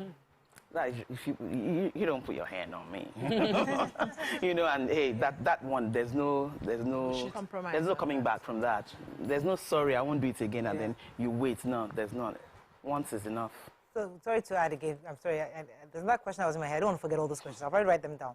But you come from a very big family, a Bordering family, and he was a musician back then also. There was a lot of coming together and telling you against the world that, you know what, whether you guys like it or not, I'm with this man, I'm with this girl, we're going to do this. 36 years over, looking back, was it worth it? Or do you think like, oh, maybe I should have just gone to find one Harvard guy, you know, that daddy will be proud of, or no, you know what? Or, like, do you think 36 years, like, it was worth the initial stress you could have possibly had of getting married to somebody in the entertainment industry? Well, yeah. For me, the most important thing is how that person makes you feel. It doesn't matter where the person's schooled, where he's from, what the person's family background is like or anything. We did click. I mean, we met in school anyway. So we kind of like started off on the same footing, on the same level and everything. And we grew together. And so for me, it's so far, as long as there's encouragement from the side, as long as each person can be the other person's cheerleader, number one cheerleader, always encouraging you to be the very best that you can be. For me, and how is I'm trying to imagine how your house usually is, because you're both, well, what we see online or on TV before was that he's always funny. You always have this different voice thing that you do that I remember right now. Like I can imagine all the voices that you usually do. How is it at home? Like when you go to the home part, sorry, I wanted him to also answer the question because I know you're also from a wealthy family. How was the influence of powerful families? Yeah, so that's the question. That was the question. The influence of powerful, marrying somebody, the publisher's child, and you're like, what was all that drama? If I remember correctly, that was on the basis we clicked initially. In '88, when we first became friends, we used to talk a lot, and we both came from, her father had passed, so had mine. And we both had a lifestyle change after our fathers passed. Like we kind of dropped in status. Right. And we also had these friends who were no longer friends because your father wasn't alive. Connected on that level. We just connected on that level, like, oh, okay, you've been through that as well. And, okay, no problem. We're going to build our own empire. Amazing. Love it. That's so cool. The family. So yeah, family, how is it with... How do you bring in the comic feel into... Do you have the comic feel, or is this like, oh, this is our life on camera? When we are home, we are serious people. Yes. There's no day we don't laugh. We're probably worse at home. Yeah, we play on cameras. We play it down. We really downplay it. Oh, wow. 99% of our jokes are not for TV. I believe that. It's crazy. It's crazy. I would like to ask about finances, because I know you guys built an empire together. You joined forces. We know the two brands, Tunde and Wunmi Obey brand, and I'm wondering, money no cost fight. Because we see some celebrities these days, couples that can't continue. For marriages break just because of that. And I'm wondering, how did you do that? Did you ever have such... How did you resolve spending pattern challenges? I think we need to thank God that we started from ground zero. We started together, and we didn't have much at the beginning. People might find it hard to believe, but there's a lot of family dynamics involved in our lives as well. So as things became better, I mean, we've never had any quarrel about money. I can't remember. Have we? Never. Wow. Money has never, ever, ever. Seriously? Never. Wow. Been an issue. It just is But what I it can is. remember. It's because it's not like for instance, I'm not expecting that. You couldn't buy me that thing because I need you to buy me that thing or get me that thing. Everything we do is always channeled towards family. No, let me ask the question like this. Share that you have a you have a common purse, right? Do you have a common purse? Not necessarily. Okay. So there's a bit of it because we've heard a story about some celebrities saying that he was spending so much. Or you took my money. Or you took my money, or you spent my money. Well, at the time when the band was very active, the band, we were always on stage, we had an account, a corporate account that we're both signatories to. So, I mean, it's just a matter of this is what we need to do, this is what we need to do. And I think a lot of people don't even really understand one thing. Anytime we make money, we share it 50-50. Wow. I don't take more than her. Never. Wow. Interesting. Sweet. So maybe a lot of people will learn from that. I don't know. I'm the man. I work just as hard, so... Was my son that confirming the story? Yeah, yeah. It's not it's the truth. I know go grease. There's nothing to lie about. We're seeing her. 50. I take 50, she takes 50. Oh. And the way we run our home is such that, as a man, I believe, before we had our own place, when we were still coming up, I believe a man should pay the rent and do certain things. And she also always supports. So you mean in that 50-50, you will still pay rent? You are still the chief responsibility officer for the house. Exactly. But I do my own stuff. You support. Definitely. Yeah. That's how it should be. Like, I see the way I'm blushing. I think Wunmi is a very unique person. She's extremely, when you say a wife is a helper, that's what she is. She just looks at it. She knows I'm a very shy person when it comes to money, so I don't discuss it. he needs help here, she'll just do it. Oh, sweetheart, by the way, I gave this guy, I sorted this side, and that's it. And, oh, thank you. And we move on. You never felt like he was a confrontation. You're not the only one here.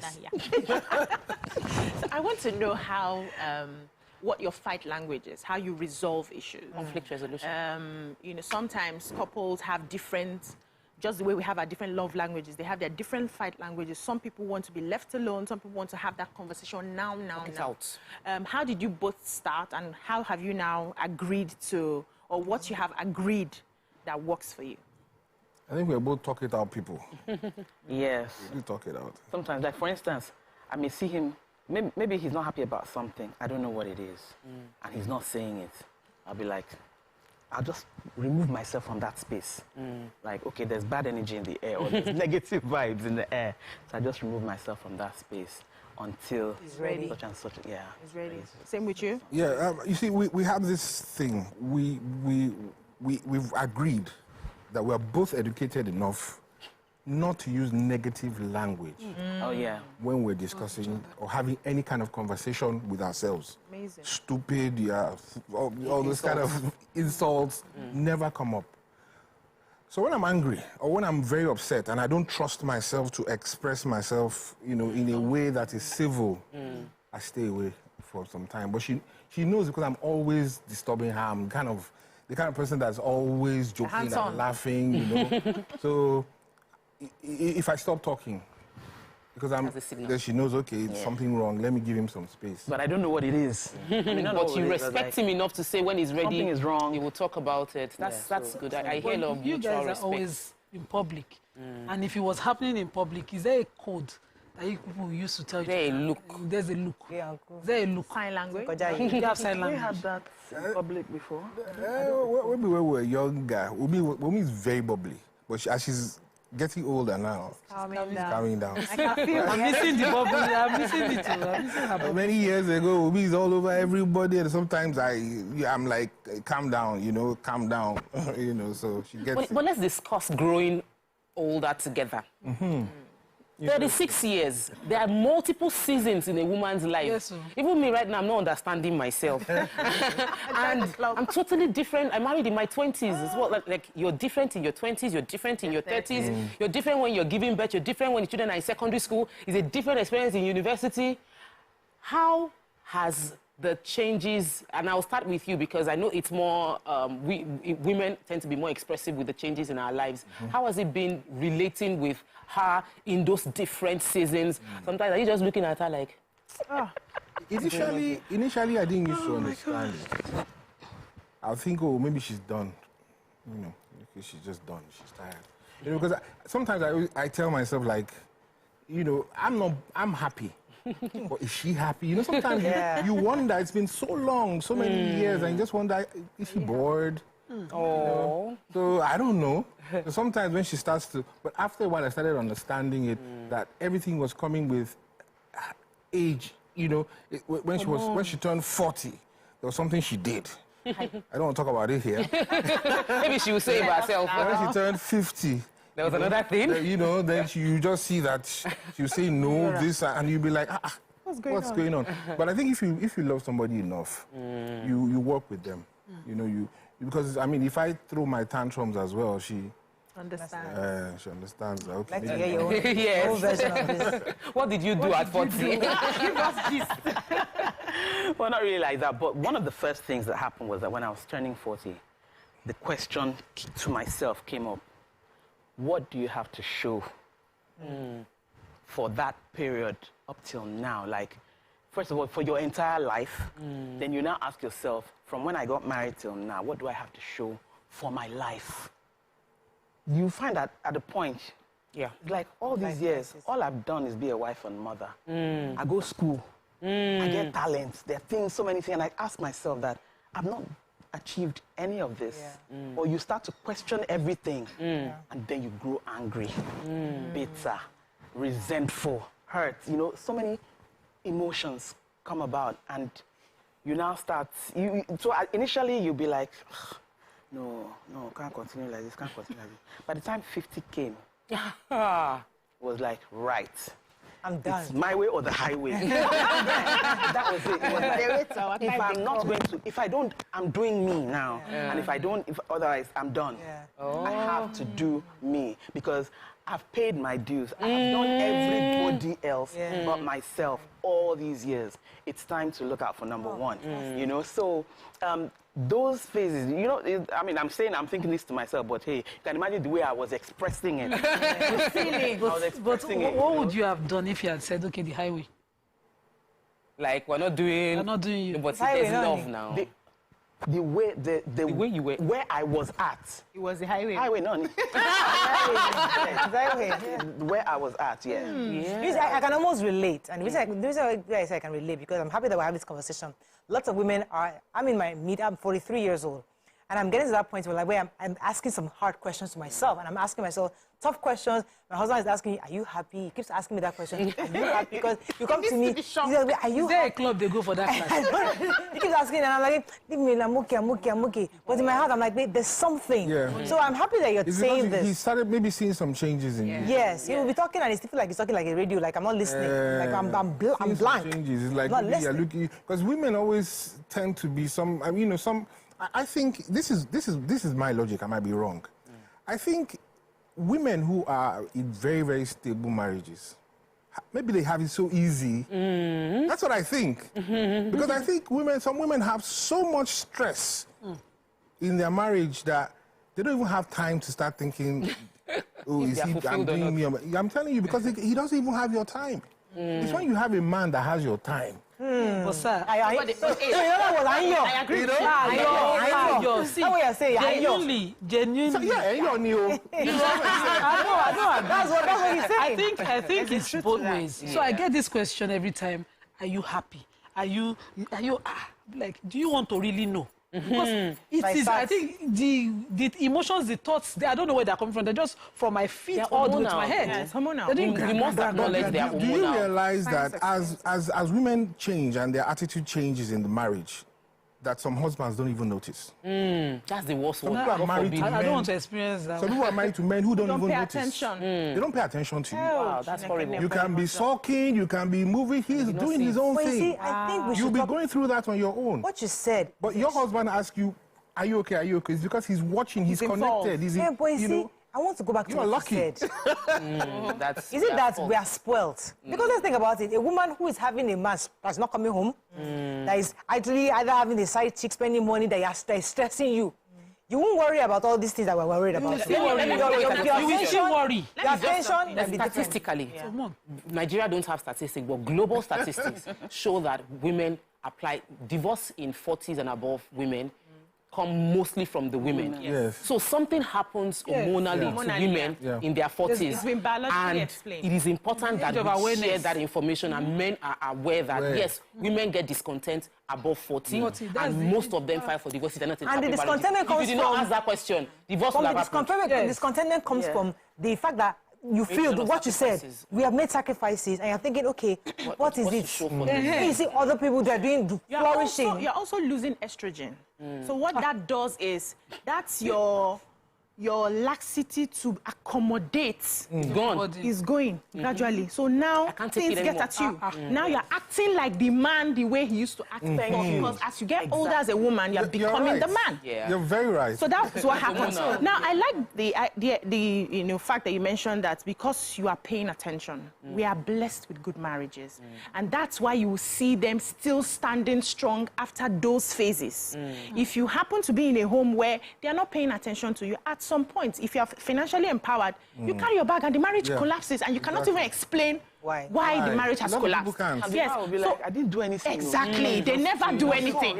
His thinking would be that she's found somebody else. But can you tell us how you managed those phases so that you can help some men watching right now and wondering? If I must be honest, I always try to be. I thought the end of the marriage had come. But I didn't want it to be me. I wanted it to be her. So let her make up her mind that she's done. And I've said, okay, can we be friends for the kids? And, going forward, how do we do this because we have so many things together. How did you manage your emotions at the time? How did you feel exactly? Did you feel like you had failed her? I think I was having a few too many shots of brandy at that period. I'm a loner. Naturally. So I don't really have friends like that. I have a lot of people I relate with, but I don't open up to people. I'm not that kind of person that sit down and begin to discuss my wife. I don't think I... Apart from one person who's much older than me, who was my friend, that I've ever discussed my wife with. I've never discussed my wife with anybody. So it becomes a time when you're quite lonely as a person, because you want to be happy, but she doesn't seem happy, and it's like nothing you do seems to work. At that time, she's just like...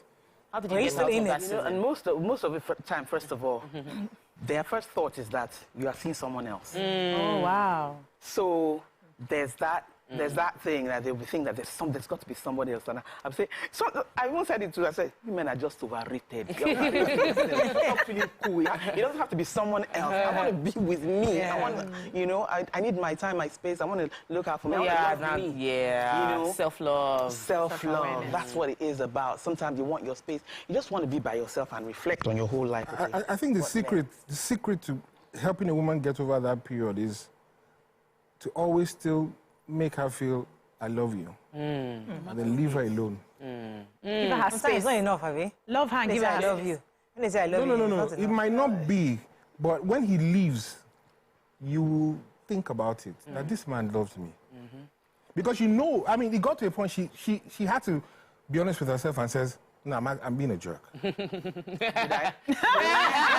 You must have come to some... Because at the point of realization, this is not cool. Okay, let me move the conversation a bit to parenting, because I know raising kids, 36 years, you should be grandparents right now. There are men and women now.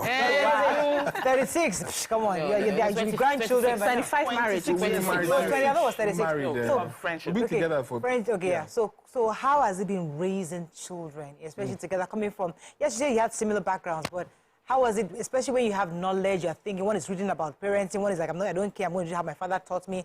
How did you merge both your experiences in raising these children? Well, first of all, on my own side, and I think maybe for both of us, initially, you know, when you become parents at first, you tell yourself that, I'm going to raise my child like this because I was raised like this and I didn't die. I'm going to throw my child in that body house. If the child gets bullied, so be it, because I was bullied and I only came out stronger. Our Gen Z of today, our children are Gen Z. They can't deal. They can't deal. In our time, there was no such thing as mental illness and depression. They have it now. They have it now. Just shout at them or tell them or scold them for coming home with bad grades. They go into depression. I've known of students who have actually committed suicide just because they were berated for coming home with bad grades, you know? They can't deal with it. Me, us at home, we know we'll be dodging them. We know we're always strategizing. We had resilience. We were rugged, you know, back in our time. So that was one of the things we had to learn along the way. We thought we were doing the right thing by raising them the way we were raised. And like, what is there? Why can't you handle this? Then with time, we began to realize that we're just in a new era. In our time, there was no social media. There was no internet, really. So we were seeing each other face to face, relating with each other face to face. Not having people online who are giving them audio vibes as how perfection should be. You know, putting themselves out there with filters and Photoshop and all that, and making them uncomfortable with going to pose in front of someone else's property and saying you just bought a house or a car or something, and then you that you're watching, you start getting depressed. That what am I doing wrong? Well, I'd like to see, did you ever disagree on how to scold, correct, or punish your child? Your children? Who's the good cop? And the bad cop? I guess we had our own styles, our own ways. I got to know the Gen Z factor faster than he did. So I was starting to understand. Before it was like, is it don't spread the rodents? Don't spread the rodents for the child. Spread the rodents for the child. Yeah, that's how it was. But then as time went on, we just realized that, you know, sometimes these people just need to be talked to in a firm manner and a way that they would understand. All this, in my days, I used to this. It doesn't work. They use it as mockery now. They say, Mommy will say, Daddy will say. You know, they will be using it as their private jokes, like in my days. They don't like hearing things like that. That was your day now. Why must I? Okay, you say you used to trek to school from Kine because there was no... So therefore, I should trek. My thinking was that as a father, and the way we were brought up as well, it's not a popularity contest. I'm not your friend. I'm your father. I love you. I could take a bullet for you, but I am not your friend. I want you to do well. And that is my only goal in life, is to make sure that you're okay. But I started to bed. You have to bed. On the other hand, I am your friend. I'm your mother, but I'm also your friend. I want you to be able to tell me anything. Yeah. So but that's a good balance. That's a good balance. Always come back, come. But as a friend, do you keep their secrets from daddy? But sometimes they want to tell you, but they don't. She does, though. She does. She gets quiet. Yeah, I know what he can handle and what he can't. And I know some things that if I tell him that, no, this is not going to go down the right way. But because I understand how they're thinking, yes. You can always tell him later when it has blown. Yes. Yes. So we have to wrap up very soon because we have, it's Valentine's and we're celebrating all our couples and thanking you so much. In a few minutes, we'll be wrapping up the show. But I have to bring in a small token from the ladies of Your View to say thank you for coming. I'd like to call in Royal Hug Surprises to bring in the gifts for our guests. Royal Hugs, please. Woo, woo, woo. Come in and let's celebrate our guests. So I'm getting the Valentine treat. She'll do it later.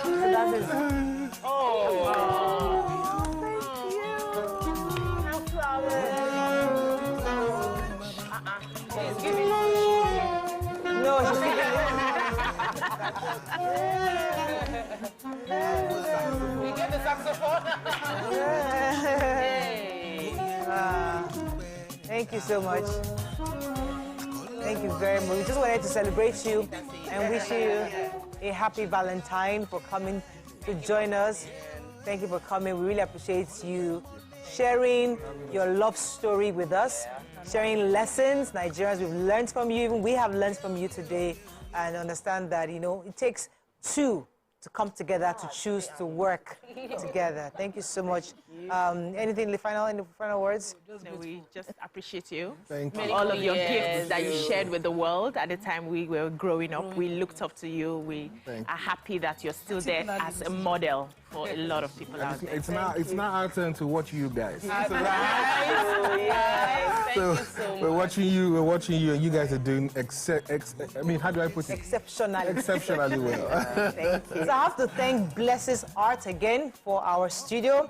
Thanks to Vento Furniture for our furniture, the rug. Well, next week we'll bring it back our table because we love this, but we can't keep it. But Vento, thank you so much for being such a fantastic sponsor and support of this week's Valentine.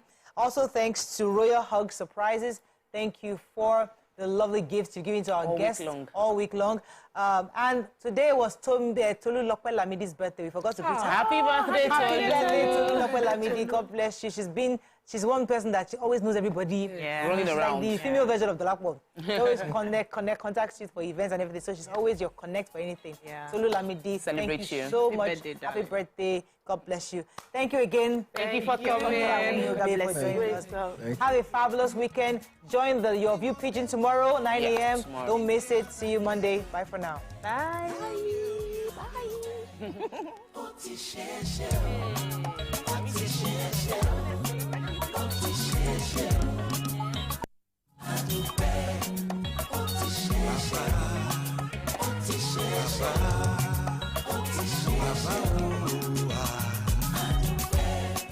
Oṣùbàrẹ̀ màrí o, ó gbó jẹ́sẹ̀ ẹlẹ́bùrú ìkẹ́ o.